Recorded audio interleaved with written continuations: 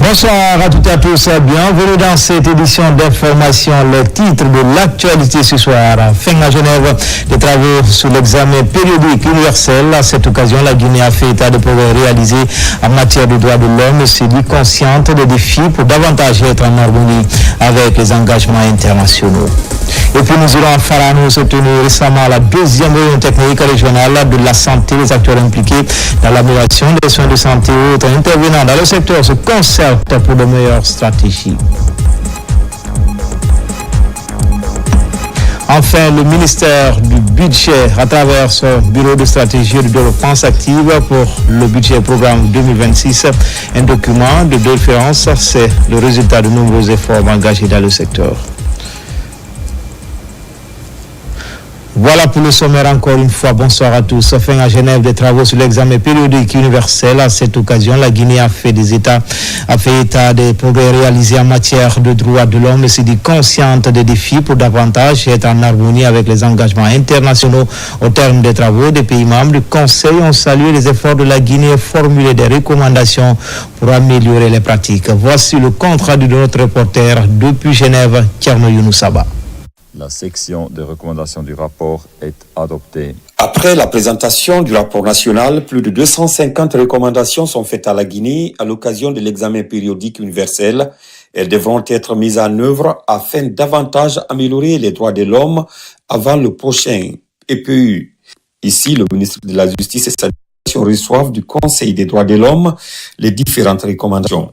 Au titre de la ratification des différentes conventions, mon gouvernement reste disposé à honorer tous ses engagements pour être en harmonie avec tous les instruments auxquels il a volontairement souscrit.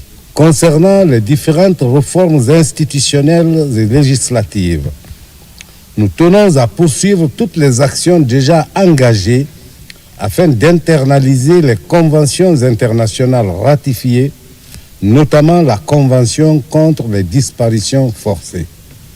Aussi, mon département entend accompagner le processus d'opérationnalisation de la nouvelle structure devant jouer le rôle de l'INDH conforme aux principes de Paris.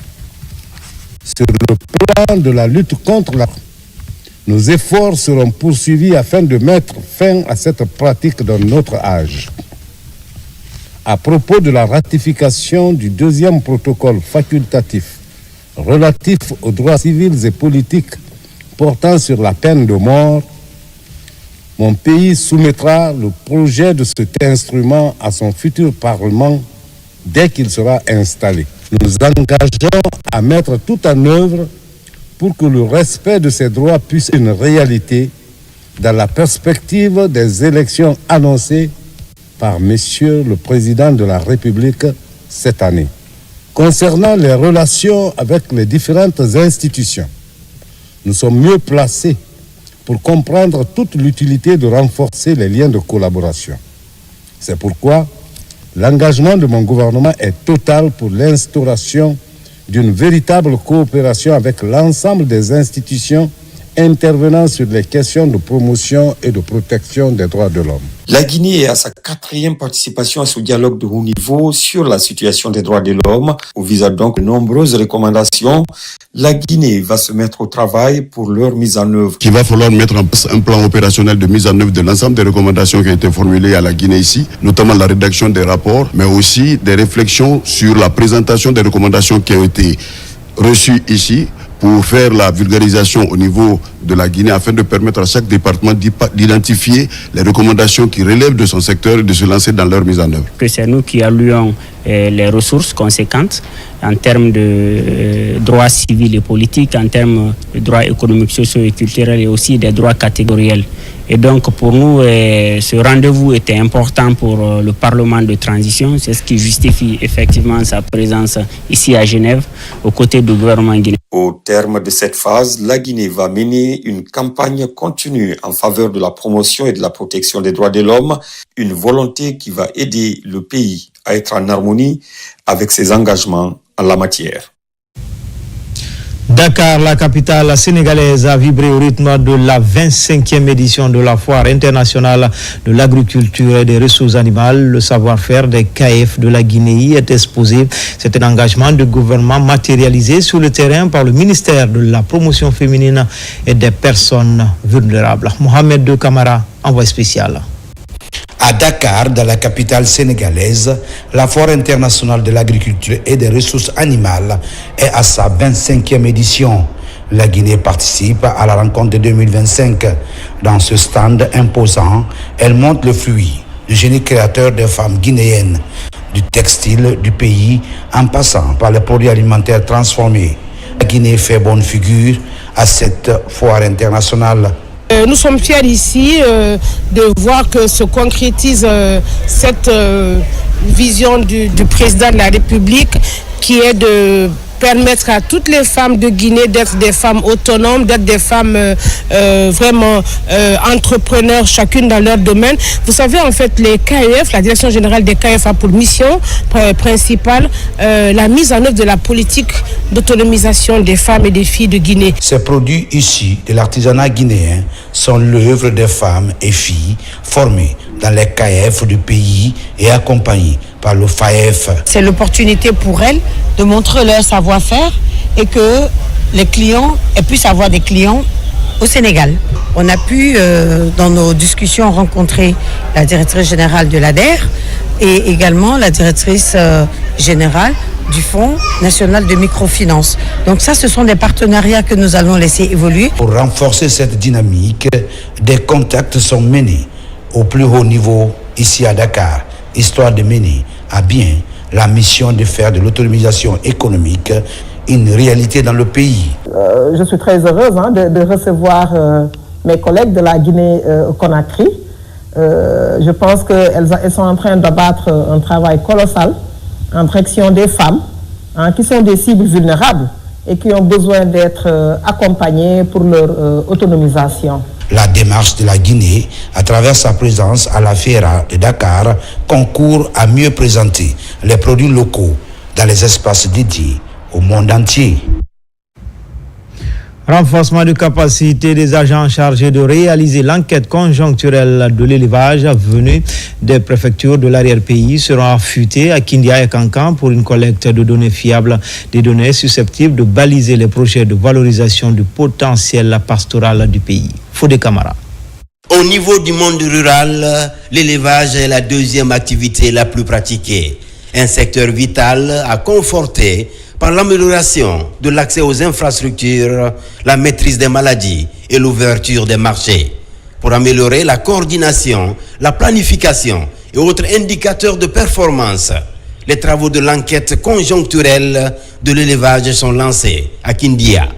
L'enjeu est de dresser une cartographie devant servir d'outil d'aide à la décision. Une grande partie de notre population rurale vit de cet élevage. Donc cet élevage participe, tout comme l'agriculture, au développement de notre pays, participe à nourrir nos populations. Et c'est donc un maillon de notre économie qu'il ne faudrait pas laisser pour compte, parce que ce maillon, il est important. Et puisqu'il est important, nous devons prendre l'ensemble des dispositions nécessaires pour obtenir les données qui vont nous permettre de développer, on va dire, une feuille de route qui permettra de développer toute la chaîne de valeur de ce sous-secteur de l'élevage. Par des simulations et restitutions périodiques, les capacités des agents enquêteurs seront renforcées durant 72 heures à Kindia et à Kankan. Les résultats permettront aux décideurs de haut niveau de voir réellement quels sont ceux que nous avons dans la chaîne de valeur du niveau de l'élevage, c'est-à-dire de l'abattoir juste dans la boucherie, en passant par le transport, la transformation et l'industrialisation jusqu'à ce niveau. Qu'est-ce qui manque? En matière d'atouts, au niveau du sous-secteur élevage, la Guinée est logée à la bonne enseigne, avec de vastes pâturages et d'immenses ressources en eau. Malgré ce potentiel, ce secteur encore de type traditionnel a besoin de statistiques fiables pour profiter des innovations et autres actions de modernisation. L'enquête conjoncturelle que la NASA veut réaliser sur le terrain, tout en passant par la formation des enquêteurs, permettra à la NASA d'obtenir des données fiables. Parce qu'aujourd'hui, 50% des enquêteurs relèvent des services de l'élevage, notamment les zootechniciens, les médecins vétérinaires, qui maîtrisent toute la chaîne de valeur. Cette enquête conjoncturelle va permettre d'identifier les tendances du marché. Cette collecte de données sur l'élevage va aussi refléter l'état des lieux, des aires d'abattage et des méthodes de transformation. Dans l'ouest de l'actualité en province, le séjour du ministre des Mines et de la Géologie dans les sous-préfectures de Dogomé et Arfa Moussaya, préfecture de Dabola, s'est imposé comme un moment fort d'engagement communautaire. Il a permis de poser les bases d'une mobilisation citoyenne autour d'un enjeu souvent négligé, l'état civil. Avec les autorités locales, leader religieux, Bounassila sensibiliser les populations sur le recensement biométrique à vocation d'état civil. Saint-Martin Fassinadounou. Le ministre des Mines et de la Géologie effectue actuellement un séjour de travail dans la préfecture de Dabola. Les sous-préfectures de Dogomé et de Arfa Moussaya constituent la première étape.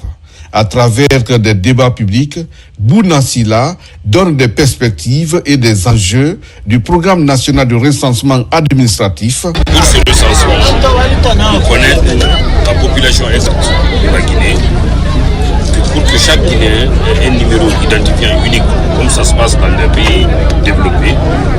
Et avec ce numéro identifiant unique, ça permet d'établir des cartes d'identité, ça permet d'établir des documents de voyage, ça permet d'avoir des cartes d'assurance sociale pour la maladie, des cartes d'assurance maladie, mais aussi ça permet de connaître chaque circonscription, chaque localité, quelle est la population exacte. C'est une intervention stratégique visant à mobiliser les communautés rurales, souvent éloignées de l'information et des services administratifs, autour des enjeux de ces recensements RAVEC. Le ministre des Mines après-midi à Famosea trouve à suffisance l'expression du chef suprême des armées, sa volonté de transformer la Guinée. Et aujourd'hui, c'est l'axe uniquement réservé au recensement. Il est venu pour exprimer à la population que ce n'est pas pour les élections, c'est pour le bonheur, c'est pour l'intérêt de notre Guinée. La volonté qui manquait. Aujourd'hui, on a un homme de bonne foi, un homme de bonne volonté qui pense à sa population. Il faut l'aider, il faut le soutenir. Et nous disons que Dogomé, la communauté de Dogomé, hommes et femmes, jeunes et vieux, nous sommes tous mobilisés, nous sommes derrière les noms vidéo du président Mamadi Doumbouya. Dans un contexte où la Guinée s'oriente vers la modernisation de ses institutions, cette démarche du ministre Bounassila contribue à la mise en œuvre de la réforme majeure du gouvernement pour doter le pays d'un système d'état civil moderne, fiable et inclusif. De son côté, la ministre Aminata Kaba poursuit sa tournée marathon dans le Konya. Elle a conféré ce lundi avec les citoyens des communes rurales de Nyonsomoridou, Bakédou et Diarabirala à ligne de mire, sensibiliser les populations sur l'importance du recensement biométrique. Commentaire, Koumara Moussa. Nyonsomoridou, situé à 25 km du centre-ville de Beila. Dans cette sous-préfecture en explosion démographique, plus de 20 000 citoyens sont attendus pour se faire enrôler. Face à la délégation de la ministre de l'Enseignement technique et de la formation professionnelle, venue se rassurer du bon déroulement de l'opération de recensement, quelques difficultés sont égrenées. L'une de nos difficultés majeures, c'est l'insuffisance, Madame la ministre, des kits. Aujourd'hui, nous estimons autour de 20 000 citoyens à enrôler. Ça, c'est une estimation. Parce que le flux migratoire induit par le projet Simandou, il y a beaucoup de monde et nous avons 10 districts, nous n'avons reçu que 4 kits. Depuis le début du recensement à Nyonsomoridou, 1681 citoyens se sont déjà enrôlés. L'occasion pour la ministre Aminata Kaba et sa suite de motiver la population. Même exercice à Diarabirala, une des communes rurales de Beila. Ici, les populations font face au manque de documents pour se faire enrôler. À notre sous-préfecture, quelques difficultés sont à signaler au départ, à savoir le dysfonctionnement de certaines machines, PROACA, l'insuffisance de certains documents liés à cette opération. Le constat, c'est un peu partout. C'est le manque de documents que les citoyens viennent présenter au niveau des CAR, surtout les extraits de naissance, tous les schémas supplétifs transcrits. Mais les juges sont en train de mettre des bouchées doubles pour essayer de pallier ce manque à gagner. Après Diarak Bédéla, nous voici à Bakédou. Dans cette commune rurale, les opportunités du recensement sont développées. Pour Aminata Kaba, ce recensement biométrique est une étape cruciale pour la modernisation de l'état civil en Guinée. Dans un élan de gratitude et d'adhésion populaire, la préfecture de Yomo organise une cérémonie de reconnaissance des acquis du CNRD et de son président, initiative portée par l'association des présidents des délégations spéciales des communes urbaines et rurales. RTG Nzérekori, Mohamed Salupaï, Mohamed Lamine Diallo. Placée sous le signe de la réjouissance populaire et de prière, cette journée a mis en lumière les projets majeurs exécutés et en cours d'exécution par le CNRD depuis son avènement à la tête de la Guinée le 7 septembre 2021. Il s'agit entre autres de l'adduction d'eau potable et le bitumage de la voirie urbaine de Yomo. Les 7 présidents de délégation spéciale de Yomo ont bien voulu célébrer les acquis donc, du CNRD à sa tête, le général d'armée Mamadi Doumbouya, pour ainsi lui signifier leur reconnaissance pour tout ce qu'il a fait dans la préfecture de Yomo. Oui et oui à la nouvelle constitution, adhérant ainsi aux nobles idéaux de paix, d'unité et de rassemblement du CNRD sous la prévoyance du président de la République. La cérémonie a connu une forte mobilisation des citoyens. Profitant de l'occasion, l'autorité régionale a salué cette initiative. Si hier, certains étaient dans la confusion, si hier, certains étaient là à se regarder en frères ennemis, aujourd'hui avec l'avènement du CNRD, Yomo d'hier et Yomo d'aujourd'hui, c'est pas la même chose. La journée s'est achevée par la remise de 7 motos aux communes de la préfecture. Comme annoncé dans les titres, le ministère du Budget, à travers son bureau de stratégie et de développement, s'active pour le budget programme 2026, un document de développement socio-économique aligné à Simandou 2040. C'est le résultat de nombreuses réformes menées au sein du département. Le processus de migration est en cours avec l'appui des partenaires comme l'UNICEF. Mohamed Seyar Souma. En Guinée, c'est la grande nouveauté prochainement, l'instauration du budget programme. Mais il faut progressivement sortir du budget classique. L'heure est à la migration. Le processus se prépare activement au ministère du Budget à travers son bureau de stratégie et de développement. Se tiendra en 2 sessions, du 5 au 10 mai et du 12 au 17 mai. Il réunira 11 départements ministériels, y compris la primature. Il s'agit de préparer une feuille de route sectorielle au ministère pilote afin de les aider à migrer vers le budget programme dès l'exercice 2026 qui coïncidera à la mise en œuvre du programme Simandou 2040. Les participants sont issus des structures pilotes. Des séances à la fois théoriques et pratiques sont prévues. Nous allons bien entendu d'abord présenter les concepts d'introduction au budget programme, donc déjà la pertinence de la réforme et en quoi elle consiste. Nous allons partager beaucoup d'études de cas de pays, des pays de l'UMOA, des pays d'Afrique du Nord et quelques expériences de pays anglophones afin de présenter leur expérience, leur parcours, les opportunités qu'ils ont eues, leur réussite et surtout les défis qu'ils ont rencontrés, comment ils ont surmonté ces défis-là. La Guinée compte rattraper son retard dans le cadre du budget programme, une opportunité offerte par la vision Simandou 2040. Le budget programme s'inscrit en parfaite cohérence avec le pilier 4 qui est économie, finance et assurance du programme Simandou 2040. Il deviendra un instrument central de planification et de pilotage des politiques publiques, permettant ainsi d'aligner les ressources budgétaires sur les priorités stratégiques et de mesurer concrètement l'impact des politiques publiques sur la vie des Guinéens. Ce renforcement de capacité est appuyé par l'UNICEF avec l'accompagnement technique du cabinet Genesis Analytics.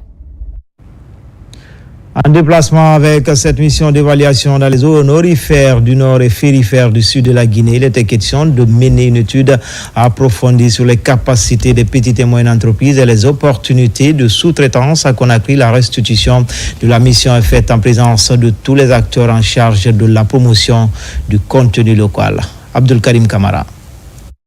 Les PME nationales face aux défis de leur intégration dans le secteur des mines. Portée sur le contenu local, cette politique vise à maximiser les retombées économiques des investissements miniers et industriels au profit de l'économie locale. La bourse de sous-traitance et de partenariat mène tous les fronts de cette mise en relation. Le potentiel est immense, mais encore très sous-exploité. Et sa valorisation vraiment dépend de notre capacité collective à structurer les acteurs locaux, à renforcer les chaînes de services et les chaînes de valeur et à créer de la valeur autour des sites miniers. La BSTP s'engage aujourd'hui de faire un suivi rigoureux, notamment la formation et la structuration des entreprises et la mise en relation directe avec nos partenaires miniers. Une étude approfondie vient d'être menée sur les capacités des PME et les opportunités de sous-traitance dans les zones orifères du nord et férifères du sud de la Guinée. Le groupement de cabinets en charge de cette étude restitue la mission.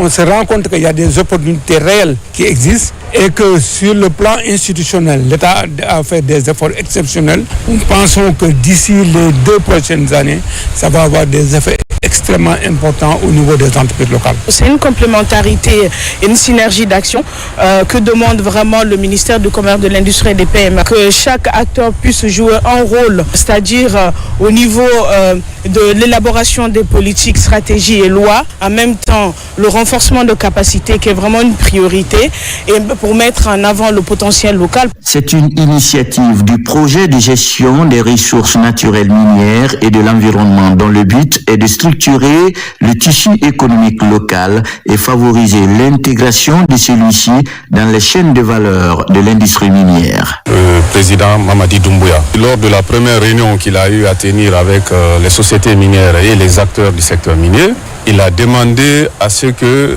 les acteurs veillent sur une plus grande participation des Guinéens dans l'exploitation minière. Donc c'est une opportunité à saluer et à accompagner. Cette étude sur les opportunités de promotion du contenu local dans les zones minières va permettre à la bourse de sous-traitance de disposer d'un certain nombre de moyens pour mieux renforcer les capacités des entreprises locales. À Bouramaya, terre natale de feu général Lansana Conté, la ferveur populaire s'exprime avec force. Entre prières, hommage et mobilisation, les fils du terroir réaffirment leur soutien au président général Mamadi Doumbouya. Dallo Basila, Alseni Disto Camara pour en savoir davantage. C'est par une lecture du Saint-Coran que cette cérémonie de soutien aux actions du président général Mamadi Doumbouya a débuté. Ici à Bouramaya, en présence du président du Conseil national de la transition. Ensuite, la délégation s'est rendue au mausolée de feu président Lansana Conté et Kuntigi El Hadj Sirona Souma pour des prières et des bénédictions. À son Excellence, Monsieur le Président de la République, le chef de l'État, chef suprême des armées, le général d'armée Mamadi Doumbouya, pour ses actes magnifiques, bienveillance, respectueux, de haute considération, favorablement accueillis par la population, qu'il ne cesse de poser. Donc grâce à Dieu, Dieu de miséricorde, à son prophète Mohammed sallallahu alayhi wa sallam, pour nous avoir donné et permis de vivre ces instants en lieu et place. Cet espace de vie est une histoire. Les filles et fils de Bouramaya, je les dis merci au nom du général Mamadi Doumbouya.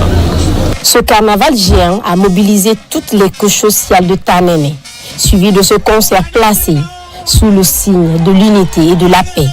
Ici au stade sous-préfectoral. Pas autre chose. Nous voulons franchement reconnaître le bienfait du président Doumbouya et ce qu'il a fait pour notre papa, notre grand-père, notre ancien président, Feu général Lansana Conté.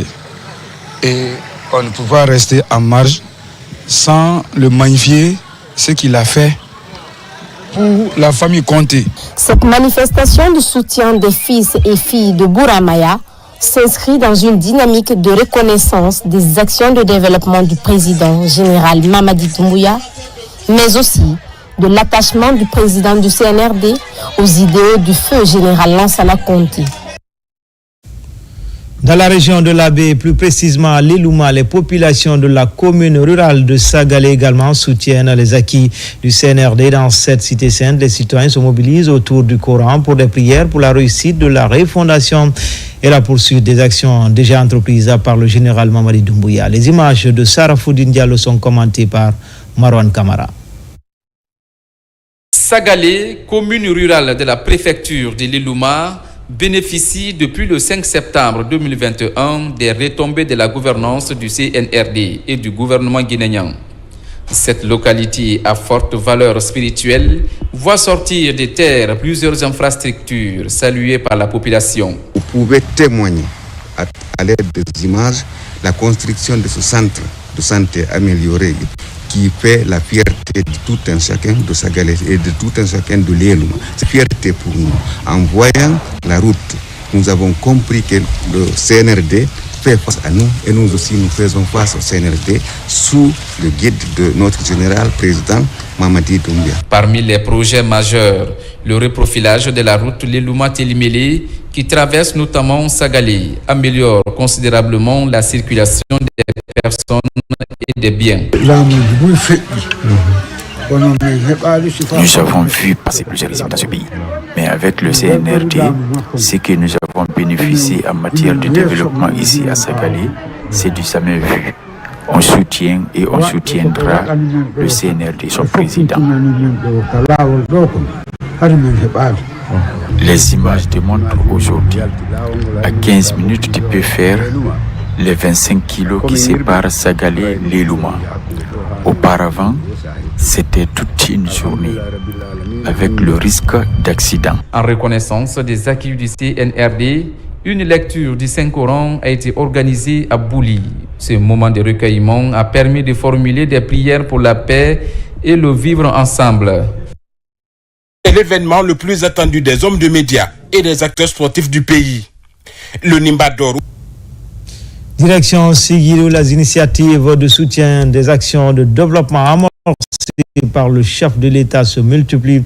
Un engagement citoyen de la cité, des citoyens de la cité aurifère visant à accompagner la dynamique d'amélioration des services sociaux de base. Diamokaba.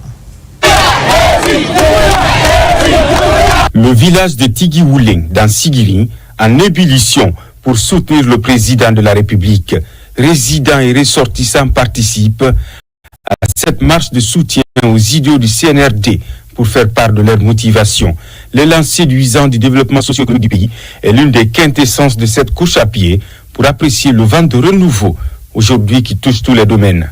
Le mouvement a jugé nécessaire de se déplacer de Conakry jusqu'à Sigiri, précisément dans le district de Togi-Oulé, pour venir assister à ces deux grands programmes d'organisation que nous effectuons dans la ville de Sigiri, dans le cadre du soutien des actions acquises. Ici, c'est Togi-Oulé. C'est un village très religieux, très islamique, que j'ai décidé de l'accompagner ici, former des lectures de Saint-Coran, l'accompagner pour que Dieu lui protège dans son pouvoir et ce qu'il a commencé pour le pays. À la tête de la mobilisation, le mouvement donnant la force au général Mamadi Doumbouya pour perpétuer ses idéaux dans le registre du développement et de l'unité nationale. Des engagements pour la cause du chef de l'État sont réactivés pour magnifier sa vision politique profitable à toutes les couches sociales du pays. Ce mouvement a pour objectif montrer au président que tous les citoyens de Djoma sont pour lui. Il est en train de travailler pour le bonheur de toute la Guinée. Dieu ne nous demande que la bénédiction. C'est ce qui nous aide dans nos difficultés. Chaque lecture coranique nous apporte le bonheur. Nous l'avons fait pour la Guinée et le président de la République. Aux couleurs d'une journée de reconnaissance, la lecture du Saint-Coran est au rendez-vous pour implorer le Tout-Puissant Allah afin qu'il accorde plus de force au président de la République, général Mamadi Doumbouya. Dans l'actualité également, à Farana s'est tenue récemment la deuxième réunion technique régionale de la santé. Les acteurs impliqués dans l'amélioration des soins de santé ou intervenant dans le secteur se concertent pour de meilleures stratégies venues des différentes préfectures de la région. Des recommandations ont été formulées pour renforcer les pratiques dans le Sankara. Moussa Bangoura, Silati Kourouma. La refondation sanitaire en marche dans le Sankara. Ici à Farana, la deuxième session du comité technique régional de la santé est organisée. Responsables de districts et structures sanitaires, partenaires techniques et autorités locales prennent part à la rencontre. Dans cet exercice, nous allons voir qu'est-ce qui a marché, identifier tous les défis qui ont fait qu'on n'a pas pu atteindre les objectifs et proposer des solutions, surtout locales, qui vont nous permettre d'atteindre les objectifs pour ce semestre qui est en cours. À l'image des autres régions du pays, ce cadre d'échange a permis aux participants de passer en revue tous les problèmes recensés. Mes attentes se focalisent au niveau de la disponibilité des intrants. Dans le passé, on a remarqué qu'il y avait un taux de rupture très élevé qui a commencé à s'améliorer en fonction du suivi rapproché que les districts et nous, au niveau régional, faisons auprès des formations sanitaires. Et nous demandons à ces mêmes districts d'aller dans ce même élan pour améliorer davantage et minimiser le taux de rupture au niveau communautaire et au niveau des formations sanitaires. Voir les activités menées et puis essayer de planifier les choses qui n'ont pas marché et activer d'autres mesures de correction afin d'apporter à la population la santé qu'elle mérite et les besoins nécessaires pour sa survie. Dans le combat contre les épidémies en ce début de la saison de grande pluie, la relance de la plateforme Une seule santé est souhaitée par tous pour encourager les agents à être actifs sur le terrain. Des engins roulants ont été remis. C'est un accompagnement de la Direction nationale de la santé communautaire et du catholique Relief Service. Lutte contre la malnutrition, l'association des journalistes guinéens mène aussi la croisade. Cette nouvelle organisation de la société civile lance ses premières activités. Dans les prochains jours, des campagnes de sensibilisation seront organisées pour interpeller les consciences face à cette pathologie. Marwan Kamara. La malnutrition est un réel problème de santé publique. À l'origine, l'alimentation et l'information. Pour être efficace, la réduction du phénomène nécessite une approche multisectorielle et des interventions ciblées. L'Association des journalistes guinéens pour la nutrition compte jouer sa partition. Déjà à Conakry, la corporation lance officiellement ses activités. En tant que journaliste, nous avons un rôle à jouer dans la lutte contre ces fléaux. Notre mission ne se limite pas à rapporter des faits. Nous sommes aussi des éducateurs, des lanceurs d'alerte et porteurs de changement social. L'une de nos premières responsabilités est d'informer le public sur l'existence évidente de la malnutrition dans notre pays. Nos encouragements et nos félicitations. Parce que commencer une ONG, c'est pas facile. Mais vous êtes engagés avec un mot clé qui est la nutrition. Et c'est pas votre domaine. Regroupant des professionnels de médias, cette organisation ambitionne de faire de la lutte contre la malnutrition son objectif principal en Guinée. La nutrition est un facteur qui va influencer la vie d'un individu de sa naissance jusqu'au dernier jour. Lorsqu'on parle de la nutrition, on parle de l'agriculture, de l'élevage, on parle de la pêche. C'est un problème de tous les secteurs. Ce n'est pas seulement santé. La santé d'ailleurs est en aval. La mise en place de cette association des journalistes souhaite renforcer la communication dans les communautés afin de réduire les risques liés à la malnutrition. Espace éducation au ministère de l'enseignement technique, de la formation professionnelle et de l'emploi.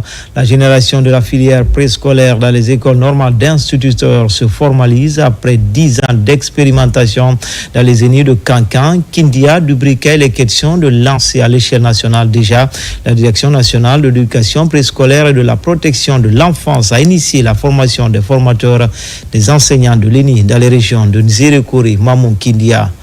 Les explications avec Mamadi Terna Kamisoko. Alors que le nombre d'écoles incluant la maternelle s'accroît dans le pays, à l'opposé, un déficit d'enseignants du préscolaire se fait ressentir partout sur le territoire national. La question interpelle les autorités guinéennes qui comptent mettre au cœur de leur dispositif la formation de base des apprenants. D'où la décision de la généralisation de la filière préscolaire dans les écoles normales d'instituteurs du pays. Aujourd'hui, le constat est qu'il y a une forte demande des communautés par rapport aux formateurs et éducateurs au niveau de cette filière. Il y a une floraison des écoles privées, des écoles maternelles. On n'a pas de gens formés pour aller les former. L'expérimentation s'est passée pendant plus de 10 ans. Elle a estimé qu'il était temps maintenant qu'on généralise ça au niveau de toutes les ENI de Guinée. Pour la concrétisation de cette volonté, ces rencontres régionales se tiennent à Zérékoré, Mamou et Kindia. De 10 jours qui va permettre aux différents formateurs de ces institutions stratégiques de s'approprier les outils, de s'approprier la didactique du préscolaire, dans le souci de mieux qualifier le système de formation initiale en Guinée. Nos pratiques de classe vont s'améliorer dans l'intérêt de l'école guinéenne. Et nous sommes des formateurs. Il est important que nous soyons outillés en matière de préscolaire. Avec la nouvelle vision de la ministre de l'enseignement technique, l'extension à tout le pays se matérialise. L'éducation préscolaire constitue le soubassement du système éducatif. Et pour aller à cette généralisation, il faut regrouper les enseignants, formateurs, pour les former à l'éducation préscolaire. Cette session de formation des formateurs dans les régions de Zérékoré, Mamou et Kindia va durer 10 jours. Campagne d'assainissement à Tombolia Cité. Les jeunes sont plus que jamais déterminés à curer les caniveaux et les ruelles du quartier avant le début des grandes pluies. L'opération bénéficie du soutien du mouvement Dixinfe Doumbouya-Fé. Les détails avec Sekou Souma. Ces dernières nuits, la capitale Conakry a enregistré ses premières pluies, provoquant d'importants dégâts dans plusieurs quartiers. À Tombolia Cité, les jeunes ont décidé d'agir en amont pour éviter un tel désastre dans leur environnement. Cet assainissement qu'on vient de faire, il nous accompagne. Depuis le matin, on est là, il nous accompagne. Donc sur ce, il est venu et vous voyez le quartier presque, comme c'est un processus, on a commencé aujourd'hui. On va continuer demain, après-demain. Ils sont soutenus dans cette initiative par le mouvement Dixinfe Doumbouya-Fé. Cet acte citoyen vise à offrir un cadre de vie sain et agréable aux habitants de Tombolia Cité. On essaie du mieux d'aider la population à la base, d'être proche de la population. Les efforts que les jeunes ici sont en train de faire, c'est pour eux-mêmes, c'est pour toute la communauté ici. Donc moi, je me joins à eux pour faire l'assainissement. Et puis surtout, comme c'est les grandes pluies qui arrivent, je pense que la dernière pluie qui est arrivée, vous avez vu tout à l'heure ce qu'on nous a montré, les dégâts que ça a failli faire. Donc on essaie d'anticiper en fait l'assainissement pour ne pas qu'il y ait débordement ou d'invasion d'eau dans certaines concessions. Cette campagne d'assainissement coïncide avec la célébration de la fête internationale du travail. Pendant 4 jours, les jeunes de la cité et les membres du mouvement Dixinfe Doumbouya-Fé uniront leurs efforts pour redonner une image reluisante à ce quartier de la banlieue de Conakry. Les populations de Kilifagné, sous-préfecture de Mafereya, préfecture de Forêt-Carrier, a pris pour la paix et la cohésion sociale de l'organisation d'une cérémonie de lecture du Saint-Coran. Des prières ont été dites et des bénédictions faites pour la réussite de la refondation encore en Guinée. Cette rencontre religieuse est à sa première édition dans le district de Kilifanye, sous préfecture de Mafereya. Elle porte sur la lecture du Saint-Coran et des prières en la mémoire des dévanciers et pour la paix dans le pays.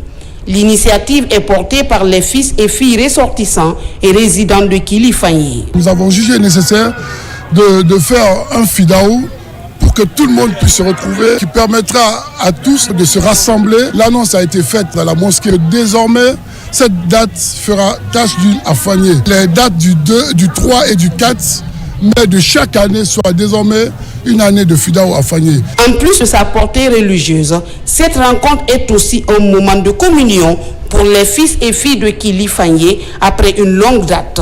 Un instant d'émotion où chacun a exprimé sa satisfaction de se retrouver en famille.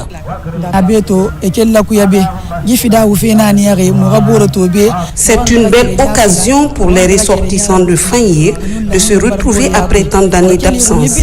Un moment de prière et de réconciliation pour tous. À chaque étape de la vie de la communauté, il faut s'arrêter, se demander qu'est-ce qu'on a pu faire, où en sommes-nous et où allons-nous. C'est ce que nous faisons aujourd'hui à Fagné pour que la paix, la concorde soient installées à Fagné, à Forêt-Carrier et dans l'ensemble du pays. À l'image des autres localités, les filles et fils de Kilifanye souhaitent voir les actions de développement posées dans leur localité. Des prières et bénédictions sont aussi formulées pour la réussite des projets de développement amorcés par les autorités de la transition. Enseignement supérieur et innovation à Kindi à l'heure est à la remise officielle des prix aux différents lauréats des Olympiades universitaires. Près d'une vingtaine de candidats venus des universités publiques et privées du pays avaient pris part à cette compétition scientifique et de recherche. À travers cette activité, l'autorité nationale d'assurance qualifiante a renforcé la dynamique d'excellence dans les campus universitaires en Guinée. Mousso Diaguité, Fanalabaya Kamara. C'est l'événement qui couronne des semaines d'intenses activités scientifiques et de recherche des jeunes pousses dans les différentes institutions d'enseignement supérieur du pays. Les Olympiades nationales universitaires de Guinée. Du point de vue organisationnel, il faut dire que l'ANAC a un jury qui existe. Donc il y a eu d'abord la phase institutionnelle, je vous l'ai dit. Les épreuves se sont passées dans la rigueur, dans la transparence dans les institutions éligibles. Ça a été corrigé, les résultats étaient connus le même jour. Au niveau national, il y a un jury national qui a travaillé d'arrache-pied. C'est le lieu, au nom de monsieur le secrétaire exécutif, le professeur Kabinet Oulare, c'est le lieu de féliciter tous les acteurs qui ont contribué à la réussite de cette activité. Des enveloppes symboliques, ordinateurs et ses kits complets et autres satisfecits sont remis aux différents lauréats. Pour cette deuxième édition, plusieurs prix ont été raflés par les candidats en lice et cela dans plusieurs CTS. Le secrétaire exécutif de l'ANAC dit que l'année dernière, il y avait 14 qui sont venus à ces Jeux. Cette année, il y a 5 qui sont ajoutés aux 14, ça fait 19. Ce qui veut dire que par cette remise, l'émulation est prochainement créée. Je suis sûr que les années à venir, le nombre va augmenter et la qualité y sera. Ils ont reçu ce soir, c'est un trophée qu'ils devraient brandir. C'est un trophée de motivation et de satisfaction lorsqu'il s'agit d'une compétition scientifique. Pour un universitaire, ce n'est pas un jeu, mais c'est une recherche. À travers cette émulation, le ministère de l'Enseignement supérieur et de l'Innovation, en partenariat avec l'Autorité nationale d'assurance qualité, renforce la dynamique d'excellence dans les différentes universités du pays. Enfin, sport, Nimbador spécial transition est prévu le 23 mai prochain à Conakry. Un événement qui récompense le mérite sportif sera conjointement organisé par l'Association de la presse sportive en collaboration avec le ministère de la Jeunesse et des Sports. L'annonce a été faite par les organisateurs lors d'une conférence de presse. Des annonces des nouveautés sont annoncées cette année. Kabafoudé, plus de détails. Où le sacre des meilleurs sera célébré le 23 mai prochain à Conakry. Contrairement aux éditions précédentes, l'événement de cette année sera organisé par l'Association de la presse sportive de Guinée et le ministère des Sports. Il va récompenser les meilleurs athlètes des 3 dernières années issus de la transition, d'où son appellation Nimba d'or spécial transition.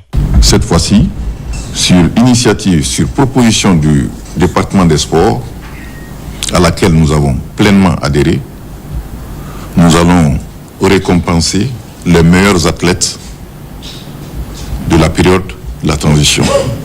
Ce sera une occasion de mettre en exergue d'autres athlètes dans d'autres disciplines qui n'ont pas été beaucoup vues, parce que force est de constater que beaucoup d'athlètes guinéens dans des disciplines différentes ont engrangé des médailles mais qui n'ont pas été valorisées, surtout pendant cette période de la transition. Récompenser les meilleurs sportifs est un engagement pour le ministère des Sports qui a pour mission de mettre en valeur les athlètes et acteurs ayant valablement représenté le pays dans des compétitions internationales. Si nous voulons avoir des résultats au niveau de toutes les disciplines, il faut récompenser les athlètes qui méritent. Nous avons à notre actif plus de 95 médailles depuis notre arrivée à la Direction nationale des sports. Et toutes ces médailles sont en train de dormir dans les caisses des athlètes. C'est pas bon.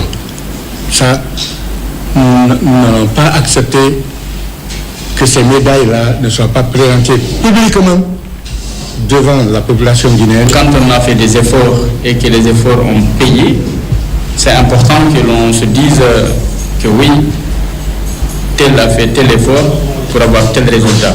Cette reconnaissance-là, il en faut. Le Nimba d'or spécial transition se veut un cadre de la célébration de l'excellence et du mérite sportif, histoire d'encourager ceux et celles qui, par leur talent, ont pu hisser haut à travers le monde le tricolore national.